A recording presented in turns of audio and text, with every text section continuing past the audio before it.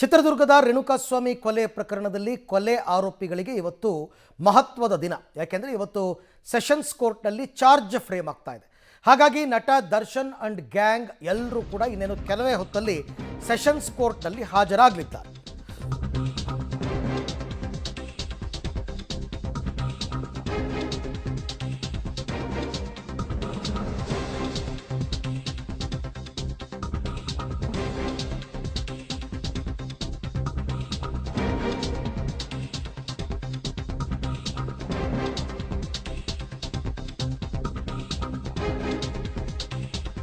ಚಿತ್ರದುರ್ಗದ ರೇಣುಕಾಸ್ವಾಮಿ ಕೊಲೆ ಪ್ರಕರಣ, ಕೊಲೆ ಆರೋಪಿಗಳ ವಿರುದ್ಧ ಇವತ್ತು ಚಾರ್ಜ್ ಫ್ರೇಮ್ ಆಗುತ್ತೆ ಕೋರ್ಟ್ನಲ್ಲಿ. ಹಾಗಾಗಿ ಕೋರ್ಟ್ನತ್ತ ಕೊಲೆ ಆರೋಪಿ ದರ್ಶನ್ ಅಂಡ್ ಟೀಮ್ ಈಗಾಗಲೇ ಹೊರಟಿದ್ದಾರೆ. ಕೆಲವೇ ಕ್ಷಣಗಳಲ್ಲಿ ಕೋರ್ಟ್ಗೆ ಹಾಜರಾಗಲಿದ್ದಾರೆ ದರ್ಶನ್ ಮತ್ತು ಪವಿತ್ರ ಗೌಡ. ಪರಪ್ಪನ ಅಗ್ರಹಾರ ಜೈಲಿನಿಂದ ಹೊರಟಿದ್ದಾರೆ ಈಗಾಗಲೇ. ಯಾಕೆಂದರೆ ಅವರೆಲ್ಲರೂ ಕೂಡ ಪರಪ್ಪನ ಅಗ್ರಹಾರದಲ್ಲೇ ಇರತಕ್ಕಂಥದ್ದು. ಅವರೆಲ್ಲರೂ ಕೂಡ ದರ್ಶನ್ ಅಂಡ್ ಗ್ಯಾಂಗ್ ಎಲ್ಲರನ್ನೂ ಕರ್ಕೊಂಡು 2 ರಿಸರ್ವ್ ಮತ್ತು 2 ಎಸ್ಕಾರ್ಟ್ ವಾಹನಗಳಲ್ಲಿ ಕೋರ್ಟ್ನತ್ತ ಈಗಾಗಲೇ ಹೊರಟಿದ್ದಾರೆ. ಇನ್ನೇನು ಕೆಲವೇ ಹೊತ್ತಲ್ಲಿ ಪರಪ್ಪನ ಅಗ್ರಹಾರದಿಂದ ಸೆಷನ್ಸ್ ಕೋರ್ಟ್ಗೆ ಅವ್ರನ್ನ ಕರೆತರ್ತಾರೆ. 81 ದಿನ ಆಯಿತು ದರ್ಶನ್ ಈಗಾಗಲೇ ಜೈಲು ಸೇರಿ. 2ನೇ ಬಾರಿಗೆ ಪರಪ್ಪನ ಅಗ್ರಹಾರ ಜೈಲು ಸೇರಿ 81 ದಿನಗಳ ಬಳಿಕ ಅವರು ಆರೋಪ ಮಾಡ್ತಾ ಇದ್ರಲ್ಲ, ಸೂರ್ಯನ ಕಿರಣನೇ ಬೀಳಲ್ಲ, ಸನ್ಲೈಟ್ ನೋಡೇ ಯಾವುದೋ ಕಾಲ ಆಯಿತು ಅಂತ. ಇವತ್ತು ಅವರು ಸೂರ್ಯನ ಕಿರಣವನ್ನು ನೋಡ್ತಾರೆ. ಜೊತೆಗೆ ಉಳಿದವರಿಗೆ ದರ್ಶನವಾಗುತ್ತೆ.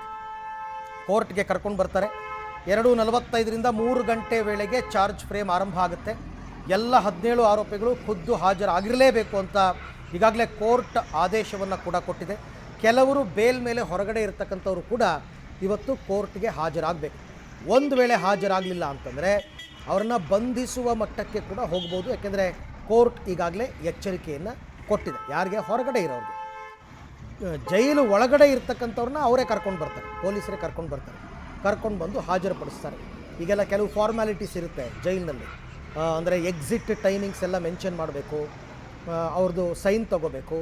ಅದಾದ ನಂತರ ವಾಪಸ್ ಕರ್ಕೊಂಡು ಬಂದಾಗ ಎಂಟ್ರಿ ಡೇಟ್ ಹಾಕಿಸ್ಬೇಕು, ಎಂಟ್ರಿ ಟೈಮ್ ಹಾಕಿಸ್ಬೇಕು. ಅದೆಲ್ಲ ಮುಗಿಸಿ ಹೊರಟಿದ್ದಾರೆ. ಓಕೆ, ಈ ಬಗ್ಗೆ ಮತ್ತಷ್ಟು ಮಾಹಿತಿ ನನ್ನ ಕೊಲೀಗ್ ನಾಗೇಶ್ ಮತ್ತು ಲೋಕೇಶ್ ಇಬ್ಬರು ಕೂಡ ನೇರ ಸಂಪರ್ಕಕ್ಕೆ ಸಿಗ್ತಾ ಇದ್ದಾರೆ. ಮೊದಲನೇದಾಗಿ ನಾನು ನಾಗೇಶ್ ಅವ್ರನ್ನ ಮಾತನಾಡಿಸ್ತೀನಿ. ಎಸ್ ನಾಗೇಶ್, ಈಗ ಎಷ್ಟು ಗಂಟೆಗೆ ದರ್ಶನ್ ಅಂಡ್ ಗ್ಯಾಂಗ್ ಎಲ್ಲ ಕೋರ್ಟಿಂದ ಹೊರಟಿದ್ದಾರೆ? ಕೋರ್ಟ್ಗೆ ಎಷ್ಟು ಗಂಟೆಗೆ ಆಗಮಿಸ್ತಾರೆ ಜೈಲಿನಿಂದ? ಏನೆಲ್ಲ ಅಪ್ಡೇಟ್ಸ್ ಇದೆ ಈ ಕ್ಷಣಕ್ಕೆ? ಅರವಿಂದ್, ರೇಣುಕಾಸ್ವಾಮಿ ಕೊಲೆ ಕೇಸ್ನ ಆರೋಪಿಗಳಾದ ದರ್ಶನ್ ಅಂಡ್ ಗ್ಯಾಂಗ್ ಅನ್ನು ಇವತ್ತು ಕೋರ್ಟ್ಗೆ ಹಾಜರುಪಡಿಸಲಿಕ್ಕೆ ಕರೆ ತರ್ತಿರುವಂಥದ್ದು. 2:45ಗೆ ಸೆಷನ್ ಕೋರ್ಟ್ಗೆ ಹಾಜರುಪಡಿಸಲಿಕ್ಕೆ ನ್ಯಾಯಾಧೀಶರು ಸೂಚನೆಯನ್ನು ಕೊಟ್ಟಂಥ ಹಿನ್ನೆಲೆಯಲ್ಲಿ ಬೆಂಗಳೂರಿನ ಪರಪ್ಪನ ಅಗ್ರಹಾರದಿಂದ ಈಗಾಗಲೇ ದರ್ಶನ್ ಅಂಡ್ ಗ್ಯಾಂಗ್ ಕೋರ್ಟ್ ಕಡೆ ಬರ್ತಾ ಇದೆ ಅನ್ನುವಂಥ ಮಾಹಿತಿಗಳು ಕೂಡ ಸಿಗ್ತಾ ಇರುವಂಥದ್ದು. ನೇರವಾಗಿ ಇನ್ನು ಕೆಲವೇ ಹೊತ್ತಲ್ಲಿ ಸೆಷನ್ ಕೋರ್ಟ್ಗೆ ಬರುವಂಥ ಆರೋಪಿಗಳು ಅಲ್ಲಿ ನೇರವಾಗಿ ಸೆಷನ್ ಕೋರ್ಟ್ನ 51ನೇ ಕೋರ್ಟ್ ಹಾಲ್ಗೆ ಕರೆದುಕೊಂಡು ಹೋಗಿ ನ್ಯಾಯಾಧೀಶರ ಮುಂದೆ ಹಾಜರುಪಡಿಸ್ತಾರೆ.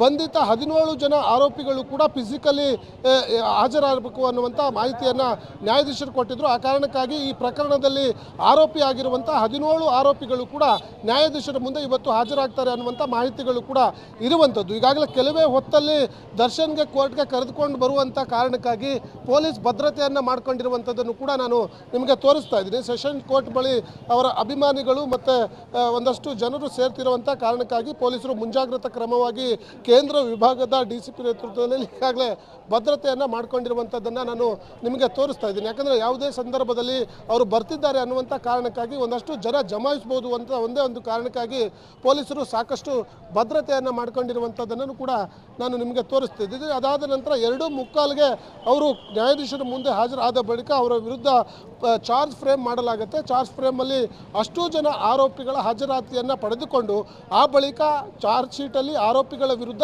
ಏನೆಲ್ಲ ಆರೋಪಗಳಿದೆ ಅನ್ನುವಂಥದ್ದನ್ನು ಅವರಿಗೆ ಹೇಳುವಂಥ ಕೆಲಸವನ್ನು ನ್ಯಾಯಾಧೀಶರು ಮಾಡ್ತಾರೆ. ಅದಾದ ಬಳಿಕ ಅಲ್ಲಿ ಅವರ ವಿರುದ್ಧ ದಾಖಲಾಗಿರುವಂಥ ಸೆಕ್ಷನ್ಸ್ ಏನಿದೆ ಆ ಸೆಕ್ಷನ್ನು ಜೊತೆಗೆ ಅವರ ವಿರುದ್ಧ ಆರೋಪ ಮಾಡಿರುವಂಥದ್ದನ್ನು ಕೂಡ ಸಂಪೂರ್ಣವಾಗಿ ಹೇಳುವ ಕೆಲಸ ಮಾಡ್ತಾರೆ. ಅದಾದ ಬಳಿಕ ಚಾರ್ಜ್ ಫ್ರೇಮ್ಗೆ ಒಂದು ಅನುಮತಿಯನ್ನು ಕೂಡ ಕೊಡ್ತಾರೆ ಅನ್ನುವಂಥ ಮಾಹಿತಿಗಳು ಕೂಡ ಈಗ ಗೊತ್ತಾಗ್ತಿರುವಂಥದ್ದು. ಓಕೆ, ಹಾಗೆ ಸಂಪರ್ಕದಲ್ಲಿರಿ ನಾಗೇಶ್ ಮತ್ತು ಲೋಕೇಶ್. ನಿಮ್ಮ ಜೊತೆನಲ್ಲಿ ಮತ್ತೆ ಮಾತನಾಡ್ತೀನಿ. ಚಾರ್ಜ್ ಫ್ರೇಮ್ ಅಂತಕ್ಕಂಥದ್ದು ಟ್ರಯಲ್ಸ್ಗೂ ಮುನ್ನ ನಡೆಯುವಂತಹ ಒಂದು ಪ್ರಕ್ರಿಯೆ. ಅಂದರೆ ಟ್ರಯಲ್ಸ್ಗೆ ಮೊದಲ ಹೆಜ್ಜೆ ಅಂತ ಹೇಳ್ಬೋದು. ಈಗ ದೋಷಾರೋಪ ಪಟ್ಟಿ ಏನಿದೆ, ಚಾರ್ಜ್ ಶೀಟ್ನಲ್ಲಿ ಇಂಡಿವಿಜುವಲ್ ಆಗಿ ಒಬ್ಬೊಬ್ಬರ ಮೇಲೂ ಪೊಲೀಸರು ಆರೋಪ ಹೊರಿಸಿರ್ತಾರೆ. ಇಂತಿಂಥವರು ಇಂತಿಂಥ ತಪ್ಪುಗಳನ್ನು ಮಾಡಿದ್ದಾರೆ, ಅದನ್ನು ಇವಾಗ ಅವ್ರ ಮುಂದೆ ಹೇಳ್ತಾರೆ. ದರ್ಶನ್ ಅಂಡ್ ಗ್ಯಾಂಗ್ಗೆ ಈಗ ಢವ ಕೆಲವೇ ಕ್ಷಣಗಳಲ್ಲಿ ಕೋರ್ಟ್ನಲ್ಲಿ ಚಾರ್ಜ್ ಫ್ರೇಮ್ ಆಗುತ್ತೆ. ಡವ ಏನಿಲ್ಲ, ಎಕ್ಸ್ಪೆಕ್ಟೆಡ್ ಆಗಲೇಬೇಕಿದು. ಕೋರ್ಟ್ ಬಳಿ ಭದ್ರತೆಯನ್ನು ಹೆಚ್ಚಿಸಿಕೊಂಡಿದ್ದಾರೆ ಪೊಲೀಸರು. ಅಂದರೆ ದರ್ಶನ್ ನೋಡೋದಕ್ಕೆ ಒಂದಷ್ಟು ಜನ ಅಭಿಮಾನಿಗಳು ಬರ್ಬೋದು. ಆ ಸಂದರ್ಭದಲ್ಲಿ ಏನಾದರೂ ಒಂದಷ್ಟು ಘೋಷಣೆ ಕೂಗ್ಬೋದು, ಜೈ ಡಿ ಬಾಸ್ ಅನ್ಬೋದು, ಇನ್ನೇನೋ ಅನ್ಬೋದು. ಹಾಗಾಗಿ ಅವ್ರನ್ನ ನೋಡೋದಕ್ಕೆ ನುಗ್ಗಲಾಗಬಾರ್ದು ಅನ್ನೋದು ಎಚ್ಚರಿಕೆಯ ನಡೆ. ಆ ಎಚ್ಚರಿಕೆಯ ನಡೆಯನ್ನು ಇಟ್ಟಿದ್ದಾರೆ ಪೊಲೀಸರು. ಸಹಜವಾಗಿ ಸೆಲೆಬ್ರಿಟಿ ಆಗಿರೋದ್ರಿಂದ ಭದ್ರತೆಯನ್ನು ಜಾಸ್ತಿ ಮಾಡ್ಕೊಂಡಿದ್ದಾರೆ. ಎಲ್ಲೂ ಏನೂ ತೊಂದರೆ ಆಗಬಾರ್ದು. ಜೊತೆಗೆ ಅವರು ಯಾರ ಜೊತೆನೂ ಮಾತಾಡಬಾರ್ದು ಅಲ್ಲಿ. ಅದಕ್ಕೋಸ್ಕರ ಈಗ ದರ್ಶನ್ರನ್ನು ಆಲ್ರೆಡಿ ಈಗಾಗಲೇ ಪರಪ್ಪನ ಅಗ್ರಹಾರ ಜೈಲಿಂದ ಹೊರಟಿದ್ದಾರೆ, ಕರ್ಕೊಂಡು ಬರ್ತಾರೆ. ಕೆಲವರೆಲ್ಲ ಜಾಮೀನಿನ ಮೇಲೆ ಹೊರಗಡೆ ಇರತಕ್ಕಂಥವ್ರು ನೇರವಾಗಿ ಕೋರ್ಟ್ಗೆ ಅಪಿಯರ್ ಆಗಿ 2:45 ವೇಳೆಗೆ ಪ್ರತಿಯೊಬ್ಬರು ಕೂಡ ಖುದ್ದು ಹಾಜರಾಗಿರಬೇಕು ಅಂತ ಕೋರ್ಟ್ ಹೇಳಿರೋದ್ರಿಂದ ಪ್ರಕ್ರಿಯೆಗಳೆಲ್ಲವೂ ಆರಂಭ ಆಗುತ್ತೆ. ಇವತ್ತು ಹೆಚ್ಚು ಕಡಿಮೆ ಕೋರ್ಟ್ ಕಲಾಪ ಮುಗಿಯುವ ತನಕ ಚಾರ್ಜ್ ಫ್ರೇಮ್ ಆಗುತ್ತೆ. ಚಾರ್ಜ್ ಫ್ರೇಮ್ ಆದ ನಂತರ ಟ್ರಯಲ್ಸ್ಗೆ ಡೇಟನ್ನು ಕೊಡುತ್ತೆ ಕೋರ್ಟು. ಅವಾಗಿನಿಂದ ವಾದ ಪ್ರತಿವಾದಗಳು ಆರಂಭ ಆಗುತ್ತೆ. ಈಗಾಗಲೇ ಕೋರ್ಟು ದರ್ಶನ್ ಪರ ವಕೀಲರಿಗೆಲ್ಲ ಪರ್ಮಿಷನ್ ಕೊಟ್ಟಿತ್ತು, ನೀವು ಜೈಲಿನಲ್ಲಿ ಹೋಗ್ಬಿಟ್ಟು ಅವ್ರನ್ನ ಭೇಟಿ ಆಗ್ಬೋದು, ಕಾನೂನು ಸಲಹೆಗಳನ್ನ ಕೊಡ್ಬೋದು ಅಂತ.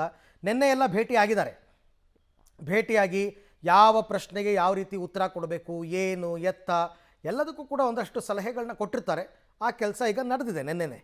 ಈ ಬಗ್ಗೆ ಮತ್ತಷ್ಟು ಮಾಹಿತಿ ನನ್ನ ಕೊಲೀಗ್ ಉಮೇಶ್ ಅವರಿಂದ ಪಡ್ಕೊಳ್ಳೋಣ. ಉಮೇಶ್, ಈಗ ಜೈಲಲ್ಲಿರ್ತಕ್ಕಂಥವ್ರನ್ನೇನೋ ಪೊಲೀಸರು ಅವರ ಭದ್ರತೆಯಲ್ಲಿ ಕರ್ಕೊಂಡು ಬರ್ತಾರೆ, ಫೈನ್.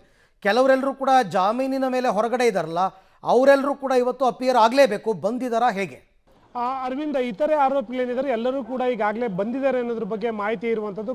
ಸೆಷನ್ಸ್ ಕೋರ್ಟ್ ಏನು 2:45ಗೆ ಟೈಮ್ ನೀಡಿದೆ. ಆ ಸಂದರ್ಭಕ್ಕೆ 15 ನಿಮಿಷಗಳ ಮುಂಚೆ ಅಂದರೆ 2:30 ಸುಮಾರಿಗೆ ಅಲ್ಲೆಲ್ಲರೂ ಕೂಡ ಕೋರ್ಟ್ ಹಾಲ್ ಮುಂದೆ ಇರಬೇಕಾಗುತ್ತೆ.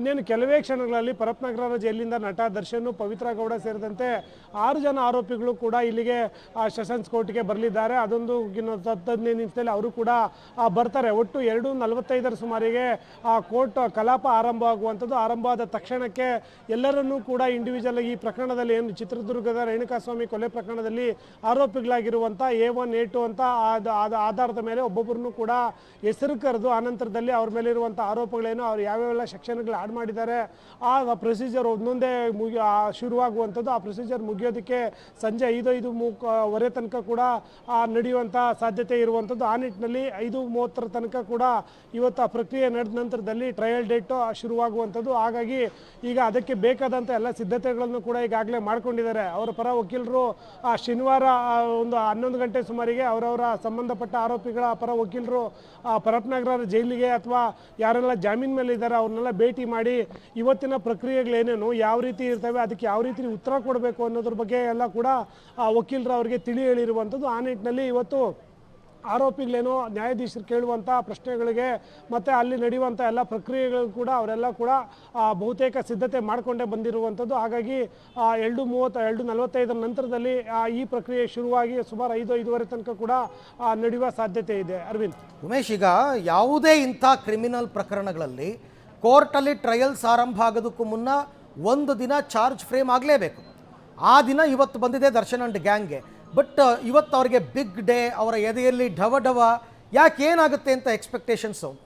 ಖಂಡಿತವಾಗ್ಲೂ ಅರವಿಂದ್, ಯಾಕೆಂದರೆ ಈ ಪ್ರಕರಣದಲ್ಲಿ ಯಾವಾಗ ಜಾಮೀನು ರದ್ದಾದ ನಂತರದಲ್ಲಿ ಇಷ್ಟು ದಿನ 14 ದಿನಗಳಿಗೊಮ್ಮೆ ಜೈಲಿಂದಲೇ ಕೂಡ ಆನ್ಲೈನ್ ಮುಖಾಂತರ ಹಾಜರಾತಿ ತಗೋತಾ ಇದ್ರು ಅಷ್ಟೇ. ಅದಾದ ನಂತರದಲ್ಲಿ ಮತ್ತೆ ಅವರು ಜೈಲಲ್ಲೇ ಇದ್ದಿದ್ರು. ಆದರೆ ಈಗ ಚಾರ್ಜ್ ಫ್ರೇಮ್ ಆಗುತ್ತೆ. ಏನು ಇವತ್ತು ನಡೆಯುವಂಥ ಪ್ರಕ್ರಿಯೆ ಆಧಾರದ ಮೇಲೆ ಟ್ರಯಲ್ ಡೇಟ್ ಶುರುವಾಗುವಂಥದ್ದು. ಟ್ರಯಲ್ ಡೇಟ್ ಶುರುವಾದಾಗ ಯಾವೆಲ್ಲ ಆರೋಪ ಏನು ಇವ್ರ ಮೇಲೆ ಇದೆ, ಆ ಆರೋಪಕ್ಕೆ ಸಂಬಂಧಪಟ್ಟಂಗೆ ಸಾಕ್ಷಿಗಳ ವಿಚಾರಣೆ ಆಗಿರ್ಬೋದು, ಐ ವಿಟ್ನೆಸ್ ಆಗಿರ್ಬೋದು, ಮತ್ತು ಟೆಕ್ನಿಕಲ್ ಎವಿಡೆನ್ಸು, ಇದೆಲ್ಲ ವಾದ ಪ್ರತಿವಾದ ಶುರುವಾಗುತ್ತೆ. ಆ ಸಂದರ್ಭದಲ್ಲಿ ಎಲ್ಲ ಆರೋಪಿಗಳು ಕೂಡ ಎಲ್ಲ ಆರೋಪಿಗಳು ಅನ್ನೋದಕ್ಕಿಂತ ಆ ಸಂದರ್ಭದಲ್ಲಿ ಆ ದಿನ ಯಾವ ಆರೋಪಿ ಈ ವಿಚಾರಣೆ ಇರುತ್ತೆ ಅವನು ಕಡ್ಡಾಯವಾಗಿ ಇಲ್ಲಿ ಹಾಜರಾಗಬೇಕು. ಅವರ ಸರ್ಕಾರಿ ಪರ ವಕೀಲರು ಅಥವಾ ಅವ್ರ ಪರ ವಕೀಲರು ಕೇಳುವಂಥ ಪ್ರಶ್ನೆಗಳಿಗೆ ಉತ್ತರ ಕೊಡಬೇಕು. ಹಾಗಾಗಿ ಇನ್ಮೇಲೆ ಅಸಲಿ ಸಂಕಷ್ಟ ಶುರುವಾಗುವಂಥದ್ದು. ಎಲ್ಲ ಡೇಟ್ಗೂ ಕೂಡ ಅವರು ನೇರವಾಗಿ ಹಾಜರಾಗಬೇಕಾಗುತ್ತೆ. ಅದನ್ನೆಲ್ಲ ಕೂಡ ಕೋರ್ಟಲ್ಲಿ ನಡೆಯುವಂಥ ಎಲ್ಲ ಕಲಾಪಗಳನ್ನು ಕೂಡ ಎದುರಿಸಬೇಕಾಗುತ್ತೆ. ಇಷ್ಟು ದಿನ ಅವ್ರ ಪರ ವಕೀಲರು ವಾದ ಮಾಡ್ತಿದ್ರು, ಇವ್ರು ಇದೇನು ಅಂತ ಏನು ಇರ್ತಾ ಇರಲಿಲ್ಲ, ನೇರವಾಗಿ ಜೈಲಿಗೆ ಕಳಿಸುವಂಥದ್ದು ಅಥವಾ ಜಾಮೀನು ಸಿಗುವಂಥದ್ದು ನಡೀತಾ ಇತ್ತು. ಆದರೆ ಇನ್ಮೇಲೆ ಆಗೋದಿಲ್ಲ. ಟ್ರಯಲ್ ಡೇಟ್ ಶುರುವಾದ ನಂತರದಲ್ಲಿ ಪ್ರತಿಯೊಂದಕ್ಕೂ ಕೂಡ ಪ್ರತಿದಿನ ಅಂದರೆ ಆ ಸಂಬಂಧ ಯಾವತ್ತು ಆ ಡೇಟ್ ಕೊಟ್ಟಿರ್ತಾರೋ ಆ ಡೇಟ್ ದಿನ ಆ ನ್ಯಾಯಾಧೀಶರ ಸಮ್ಮುಖದಲ್ಲಿ ಅಲ್ಲಿ ನಿಂತಿರಬೇಕಾಗುತ್ತೆ, ಅಥವಾ ಆ ಡೇಟ್ ಆ ಟೈಮ್ಗೆ ಅಲ್ಲಿ ಹಾಜರಾಗಿ ಅವ್ರು ಕೇಳುವಂಥ ಎಲ್ಲ ಪ್ರಶ್ನೆಗಳಿಗೂ ಉತ್ತರ ಕೊಡಬೇಕು. ಮತ್ತು ಅವರು ಕೆಲವು ಟೈಮ್ ಅವ್ರಿಗೂ ಕೂಡ ಹೇಳ್ಕೊಳೋದಕ್ಕೆ ಅವಕಾಶ ಇರುತ್ತೆ, ಅದಕ್ಕೆಲ್ಲ ತಯಾರಿ ಆಗಬೇಕಾಗುತ್ತೆ. ಈ ಪ್ರೊಸೀಜರ್ ಶುರುವಾದ ನಂತರದಲ್ಲಿ ಆರೋಪಿಗಳಿಗೆ ಅಸಲಿ ಶಂಕೆ ಶುರುವಾಗುವಂಥದ್ದು. ಒಂದು ವೇಳೆ ಏನಾದರೂ